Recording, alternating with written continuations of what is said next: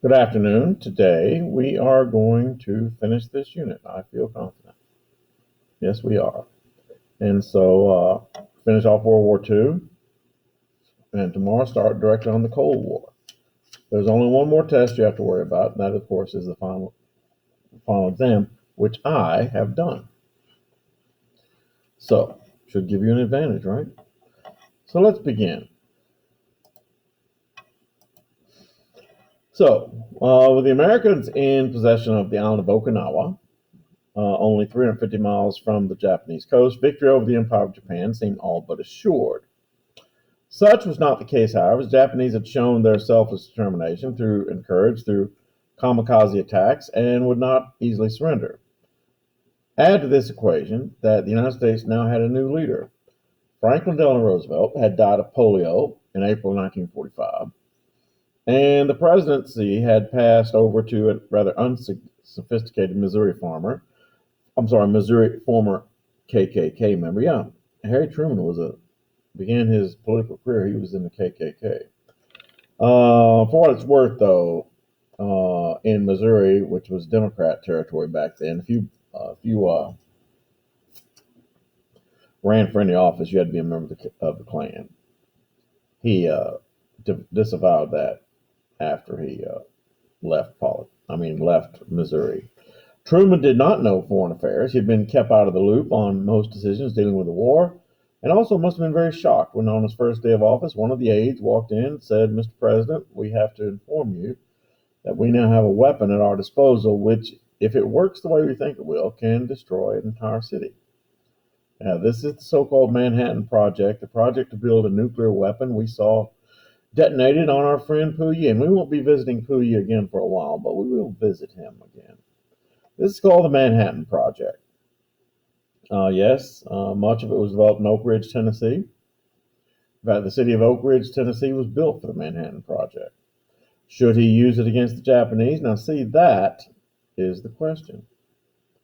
Because, think about it. As it says, yes, the Japanese will not surrender, and an invasion of Japan, in other words, this is what he considered yes and no. Japanese would not surrender, and an invasion of Japan would cost the United States about 1 million dead American soldiers. And also, the Russians are watching and need to be impressed by the fact that the United States has this weapon and will use it. No, using the weapon will bring about the Stone Age, and as you know, it did. And the United States will become the first nation to unleash such an horrific weapon, the worst in history, on another people. And the United States then will not be able to dissuade any other nations from making their own similar weapons, such as, North Korea. And you might say, well, why didn't the United States just drop it on a deserted island and let the Japanese watch and give birth to Godzilla? That's a joke. That's how Godzilla was created, right? Nuclear testing. If you ever look at Godzilla, Godzilla is a marine iguana. You look at him. Now, he can breathe fire out of his mouth, but yeah, he's a marine iguana. Yeah. Well, the reason why they nixed that idea was because, think about it. Number one, they only had two of these things. Number two, what if the Americans said, okay, Japan, watch this while we destroy this island? We dropped the bomb. And, there was still that outside chance that the bomb wouldn't work. They had tried it in testing and it worked in testing, but they didn't know if it would work in actual use. And what if they said, okay, Japan, watch this. You drop it on the island. Oh, yes, we're very afraid now, United States. You guys are great. Yes, we surrender. Anyway, the decision was made to drop the two weapons on two cities that had been purposefully excluded. Hiroshima and Nagasaki had been excluded during the bombings that had gone on the previous months. Yeah, Hiroshima and Nagasaki, they had been left. They wanted those two cities to be in pristine condition when the bomb struck them, so that they could measure the effect of the bomb. Because if they had bombed those cities before, then when they began looking over the damage, they would not be able to determine which damage was caused by the conventional bombs and which damage was caused by the nuclear weapon. And so Hiroshima and Nagasaki were selected. Fat Man was a bomb that was rounder and bigger, and it was dropped, and it was a bomb that exploded when it detonated the ground. Spent a lot of its energy digging out a big crater, as you might imagine. Now, Little Boy was set to explode in the air above Nagasaki. And actually, of the two, the above air explosion did more damage. It was more widespread. I mean, it turned things to vapor, literally. Ah, yes, the USS Indianapolis. The USS Indianapolis was a ship, obviously. Interesting story. The USS Indianapolis was the ship that was to deliver the nuclear bomb to the island of Tinian-Delali, where it would then be loaded onto a B-29 and then flown and dropped on Hiroshima. I mean, it's an interesting story. So, first of all, you got to remember that the Manhattan Project is super, super, super top secret. No one knew about it, not even the sailors on board the ship. Nobody knew about it. And so it was a secret mission. And when the ship left Pearl, headed for Tinian-Delali, no ship's log. There was no record of the Indianapolis leaving the port. That's how secret it was. Now, on the way to Tinian-Delali, the U.S. Indianapolis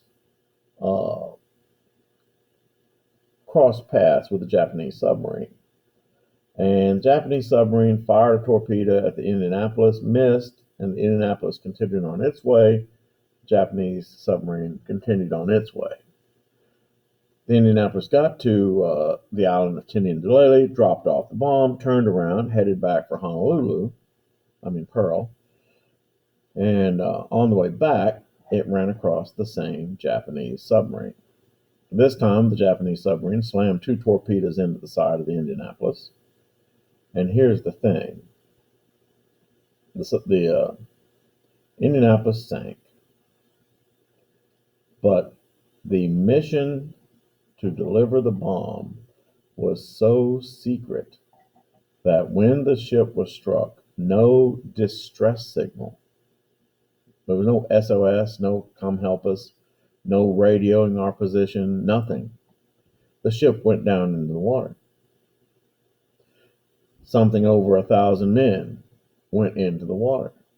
Explosion, injuries, broken bones, blood. It only took a few hours before the first sharks showed up. Blood in the water attracts sharks. They start showing up. And for 6 days, American sailors battled the sharks. Thirst, devastating thirst. There was nothing to drink. And each other sometimes, fighting over a space on a life raft. 6 days. 900 men went into the water. Something like 300 came out and were finally rescued. Until they all died, they actually used to have a reunion up in Cleveland every year until, now there are none left on the crew. Ah, yes, the Enola Gay. The Enola Gay was the plane, as Mr. Likens said yesterday, that, it was the plane that delivered the bomb. Its nose cone is in the Smithsonian in Washington, D.C. You can go visit it. It doesn't even cost anything. The bombs were delivered and dropped, and their results shocked even the people that built them. 3 days before the Japanese surrender, the Soviet Union then declared war on Japan. Thanks, guys. And for their trouble of 3 days, the Soviets received the southern half of the island of Sakhalin. The Japanese Emperor Hirohito, a mere boy himself, actually condescended to speak to his own people and instructed them to surrender. and not to resist the Americans when they came ashore. This was the first time a Japanese emperor, who was considered a living god, actually spoke to commoners. And for what it's worth, the Emperor Hirohito outlived all the other leaders of World War II, and his granddaughter will become the first empress of Japan. Yeah. The Japanese surrender was signed on the deck of the battleship USS Missouri, and the war was over. Yeah. And there it is.